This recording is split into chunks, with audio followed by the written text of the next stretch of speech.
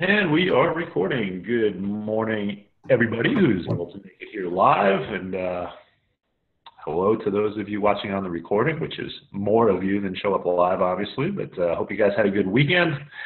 And, we're starting to get back in the swing of things. Sometimes it can take a little time to, I know it is for me, quite frankly, to get back in the swing of things of running this business and being efficient and everything we need to do to make money here.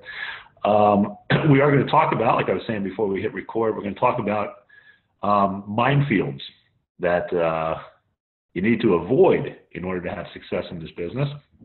A topic I don't think we've addressed specifically on any of these meetings. And then we'll answer any questions that you might have as well. Yeah, Michael, you want to take this? Yeah, well, Earl Nightingale. He had lots of sayings that are relevant for today. Although he is not with us anymore, but one of the things he said was success is the progressive realization of a worthy goal or idea, and that's important. Progressive realization is the point here. Some success does not come overnight in most cases. It's a progressive act. It takes progressive action. It takes progressive follow through. And the other key thing there is a worthy goal. If you have a worthy goal, we're going to be talking a little bit more about this week. We definitely talked about it last week, but having a worthy goal, something that's realistic and meaningful to you, takes progressive progress to get to in order to succeed. So I'll leave it there. You guys? Yeah, I agree, of course. It's always good, and we're going to be talking about this, to have the overall goal and then the short-term goal, the long-term and the short-term. If you have a long-term goal, then you can see each little baby step of success towards that goal, and that makes your morale better and you're more happy, and you say, okay, I made one sale, I can make another sale, and last month I did this, and keep progressively learning how to get better at prospect interviews and follow-ups and all the different component fundamental parts of the business. But you got your eye on the mountain and you're progressively moving. You can actually say you're successful. You don't have to say you're successful only when you've reached the top of the mountain. That would mean you might be miserable for a long time until you got to the top. So as long as you have that long-term goal and you can see all the different baby steps towards getting there, you're successful. You're moving forward. That's how I look at it. Yeah, I mean, just as a follow-up from last week, you want that long-term goal that's, kind of getting you where you want to go. But, like these guys have said, you want to have those little wins along the way. It's like if you're losing weight, you want to see progress, right? You want to see that you lost a pound or you lost 2 pounds. Well, same thing with this business. You have those little wins along the way, and those little wins will add up to the big, the big victory at the end. Absolutely. All right. John, it's all on you to start with here. Yes. When I was involved in my first network marketing company, I used to have a guy that used to do training, and he called these various pitfalls, things that you should avoid doing or not doing, minefields, because they can actually stop your success. You were, trying to go through a minefield to go from point A to point B, and you didn't know where all the minefields were. First of all, it probably prevent you from even walking towards your goal, let alone if you had the courage, you'd be worrying all the time about stepping on a mine. And then, of course, if you did step on it, it probably not only would impede, but end the whole game. So he called them minefields. I like that. So these are things that you should be not doing or doing that can definitely, sabotage your success. First one is apropos. We just discussed it. If you don't have a short-term and a long-term goal, It's like an airplane taking off without a flight plan. What are you going to do? Take off and just fly around in the sky, not know where you're going?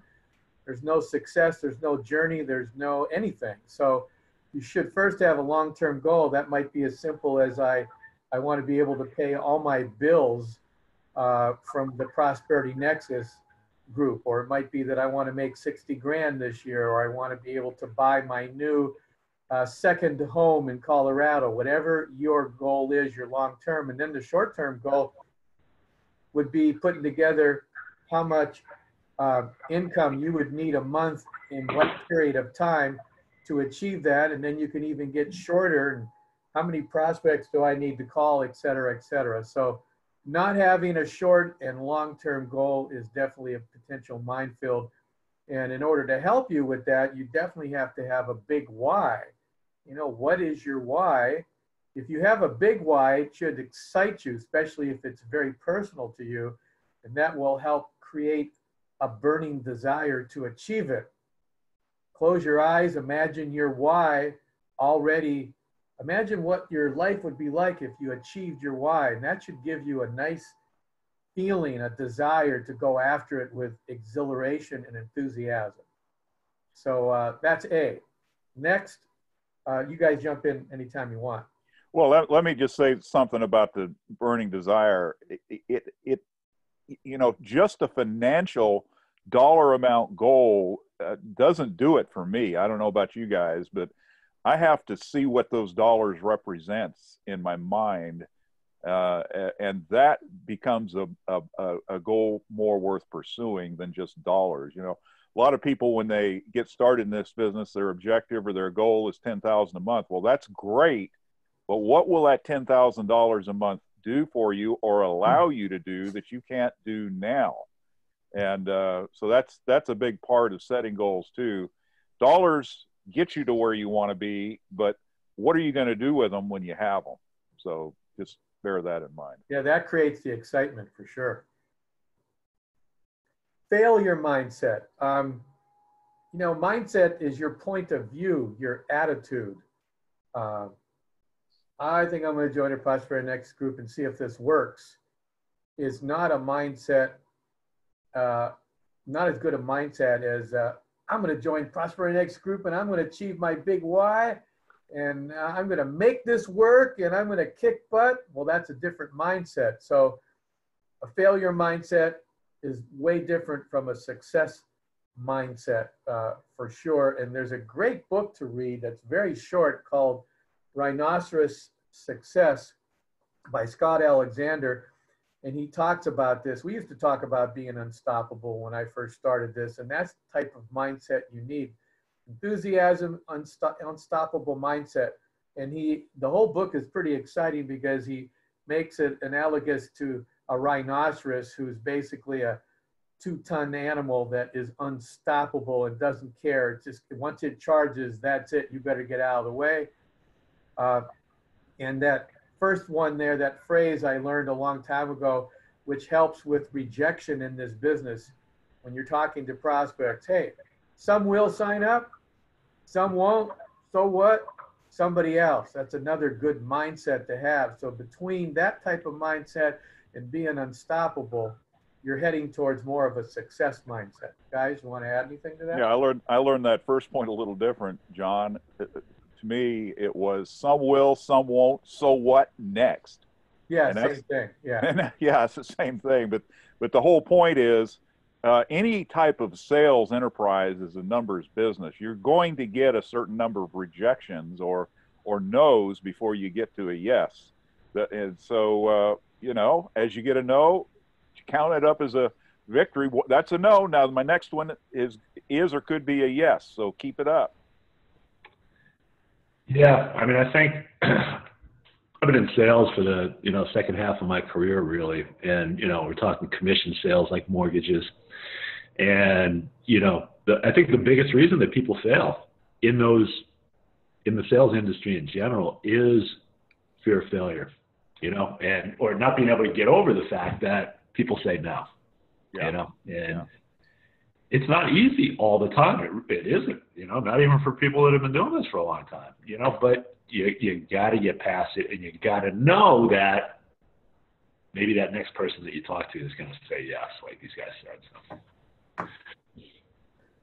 All right, C, lack of consistent lead generation. Probably this is the most important thing in any business that is in sales. It's the lifeblood period of a business. Without leads, without prospects, you don't have a business, and they have to be continually coming in. And so on our website, prosperitynexus.com, we talk about all the different ways to generate leads. And even though people know this, they just don't do the work to consistently generate these prospects every week and every month. And that is a big minefield, because next thing you know, there's nobody to talk to, there's nobody to text or email, and that is a minefield. You step on this one and your business is gone. You've been blown to bits. So get with your sponsor, study the background there on the training site, and make sure that you're coming up with leads however you do it. Yeah, those are minimum numbers in my opinion, yeah. particularly the 50. But the flip side to that is probably most people on the team are not even generating 50 leads a month. Okay. Right. I shouldn't say most, many. Okay. Many on the team are not generating 50 a month. And like John just said, that's a business killer, right? That would kill any business, not just our business, any business. I mean, can you imagine, you know, these shops on the street, if nobody ever walks in, right? You know, they're never going to make a sale. Same thing here. You know, if we don't have enough people to expose our opportunity to, we don't make enough sales. Well, and as a general rule of thumb, it takes 100 leads or more in your system for you to be positioned for a sale. So, you know, if you're not, depending on how you do your marketing and how you do your follow-up, et cetera, if you're only generating 50 or less leads per month, it could take a lot longer for you to get to the point of making a sale. And that, unfortunately, is what does happen to a lot of people. So there you go. All right, D, lack of follow-up. Phrase, fortune is in the follow-up. When I first started a network marketing company, I was told that, and kind of learned this one the hard way. You know, I talked to a few people. I'd be excited when I first started to call them or contact them, and then they didn't sign up, and sometimes I got bummed and I didn't follow up and I wasn't persistent. And I don't mean making yourself a pest, but we have 3 steps in our system. One is to either interview them or send them the information, and then you got to make sure they receive the information, so there's a follow-up there. And then you want to make sure that you follow up and get the questions answered. You don't keep following up and do these kinds of activities. Only once in a blue moon do you find a prospect that you said, hey, Dave, this is John, blah, blah, blah. I'm going to send you the thing. You send the thing, and the guy calls you up, and he signs up, and the money's in your bank. That doesn't happen so much. There's a little bit of work involved, and that work is defined as being able to follow up and establish some rapport. And how do you follow up? Well, we already have a marketing system that everybody's paying for, and it's capable of doing manual email blasts that you can get creative and send out to all people. And if you do 2 or 3 a week, inviting them to webinars and you know, whatever you are doing, that keeps in touch with all those people. And then you should also keep in touch with them by text or email or personal phone, and calling them up here and there. So, and you want to add anything, guys? No, I mean, 2 to 3 blasts, you know, it's called broadcast emails from your marketing system. Again, is a minimum. Yeah. You know, I'm testing out right now. I've done this in the past, and I'm doing it again now. I'm doing 1 a day. Okay, to increase activity. You know, you'll get people to unsubscribe when you do that, but that's fine. Those people would never sign up anyway. Keep doing it though. Keep your name in front of these people every single day, and you know, it's going to increase your activity. Now, our system does send out automated emails when somebody initially subscribes, fills out a capture page for your advertisements. Those will evaporate though after about a month. So if they're in your system and have been in there for a month or more, then the only way they're going to get any information is if you broadcast email to them or do what John put in here, a personal phone call, text, or a personal email to them. So sometimes it can be as simple. What I do a lot that's pretty successful out of the blue, I'll send an email, you know, hey, Raymond, haven't heard from you in a while. How's the fundraising going? Because I've got notes that say he's in and he's waiting for his tax return or he's trying to raise the money. So since I'm organized, which will be coming up to that minefield, I'll send him a text. Hey, Raymond, how's the fundraising? Hey, John, thanks for checking in. Man, I got half of it. Those kinds of things are following up and establishing rapport, which brings us to disorganization. What a minefield this is. Oh my God. This is a business where you have to be and should be extremely organized, not only with your time management, in other words, organizing times of the day that you're going to interview prospects or take out ads and do lead generation and follow up. That's part of your job description, basically, but also organize as far as your prospects and having some way of organizing them. And so you know when they called and what their background is and where they are in, did you finish the interview? Are they reviewing the, is the Q&A coming up? These are all under organization. And the more you're organized, the more efficient you'll be with your time and the better results in income and sales that you can make. If you're disorganized, it's very, very difficult to run a performance-based business like this. Even a job, if you're working for an employer, there's certain aspects of that job description that you got to be somewhat organized.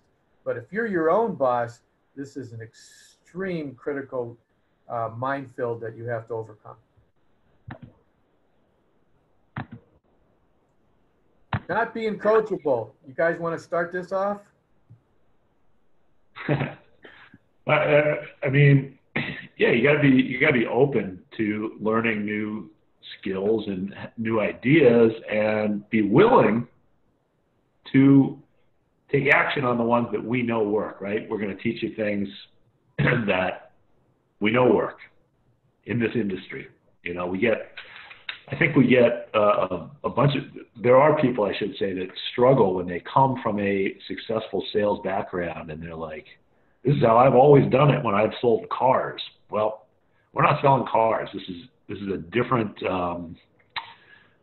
you know, maybe more of an emotional purchase that we're selling here. And, you know, it takes attacking it maybe in a different way than you would if you're selling cars or insurance or something like that. So, you know, just being, you know, being open and willing to, you know, to do what your sponsor or your mentor tells you that works. You know, you should do it. Like we're here saying that you should send broadcast emails 2 to 3 times a week. I mean, that's, you know, if you're someone who's coachable, you're going to now implement that into your weekly schedule, right? Yeah, and probably that's how I learned my whole life when I was studying music. I always associated with myself with people that were successful, and I always found out what they did. I call that the duh syndrome. If Joe Blow does X and he's successful, and you're working with Joe Blow, you should actually be contacting him quite often and finding out what he does and getting his advice, and then do it. I signed up somebody 2.5 years ago that was a very successful salesman for Lexus, and he ended up being a know-it-all. John, I don't need your assistance. Thanks for blah, blah, blah, but I know how to, I'm the top sales. And he went off his own way and started doing everything his own way. And then, of course, he fell on his face because this had different stuff. So being coachable means like accepting information and granting it, you know, give it a chance. Don't just right away think, oh, I'm not going to do that, or I don't want to do that. That doesn't make sense to me. try it out and see, because the guy that's giving you the information, who's successful, he's coaching you, you should really want to do that and check it out before you don't do it. Well, and something else along those lines too is open your ears, listen. Don't if somebody's trying to help you and teach you, or if you're trying to coach somebody, they need to listen to you. You know, you can't talk, you can't listen while you're talking, is what I'm trying to get. I have had a few people, toward the end of last year, who wouldn't listen as much as they like to talk. And they would never write down notes. And so I was explaining things to them multiple times over. And that gets frustrating for a coach trying to help somebody. So listen, implement, and you know, be coachable. And we're here to help you. That's a big part of who we are and what we are. We want you to be successful.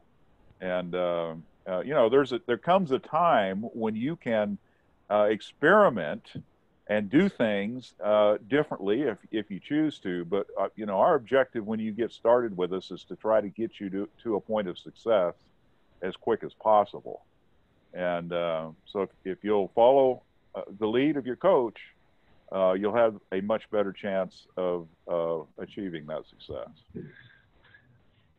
But don't take this to not be creative yourself either. Absolutely, absolutely, absolutely.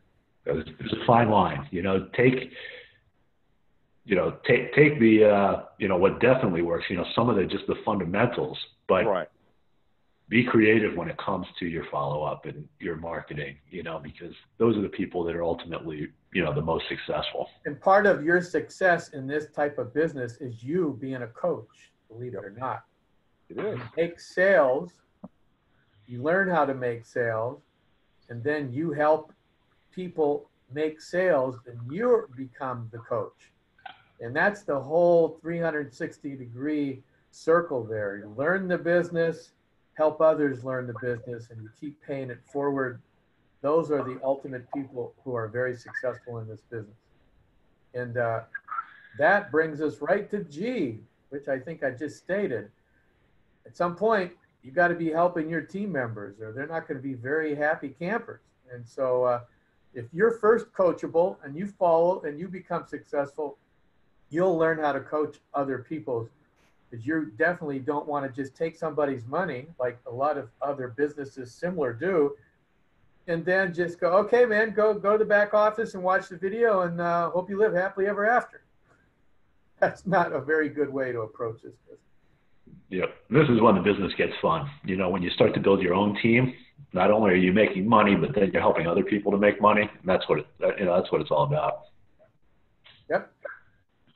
Absolutely.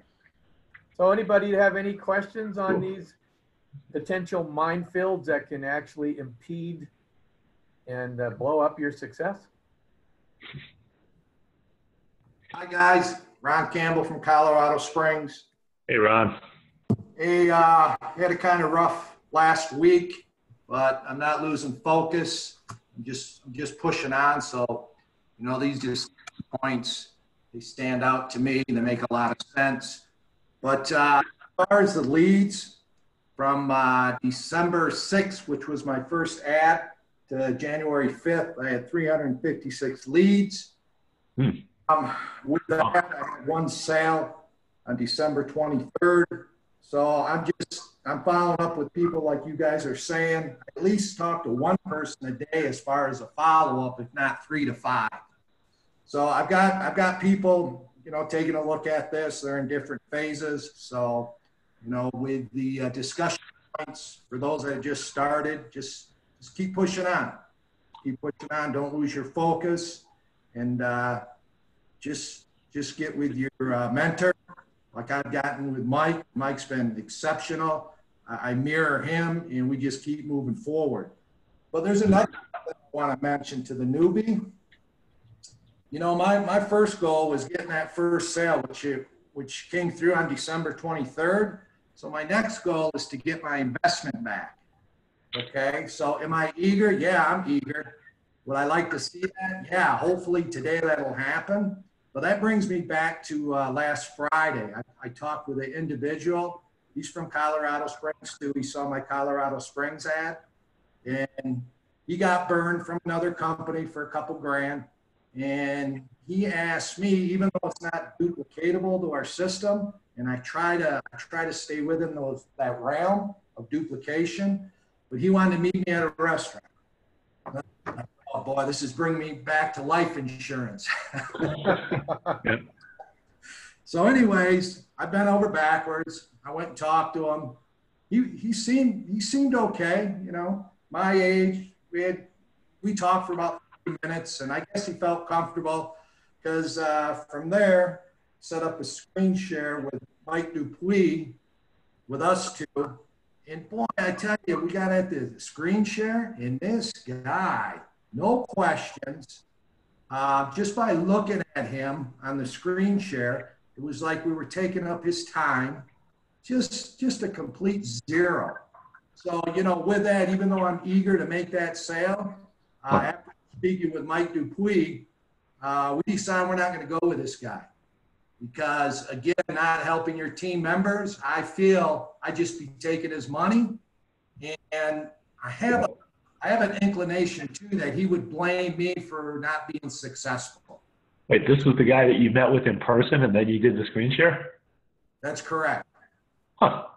I met him in person, and then the next day we scheduled a screen share, a three-way screen share. Okay, yeah. And he was a lot different once we got on the screen share. But, you know, my don't be afraid to turn people away.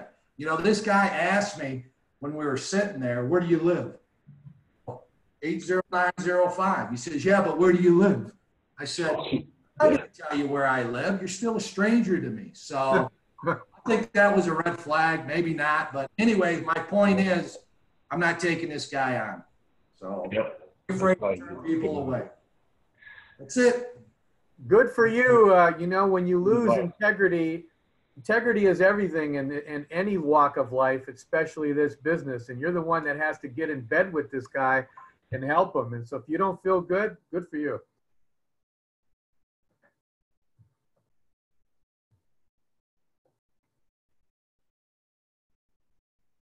All right. Any other questions? Comments? Silence. All right, cool. All right, guys. Well, we are at the bottom of the hour, so make it a great week. Absolutely. Avoid those minefields. Watch where you step. No kidding. Thanks, guys. Yeah. Bye now.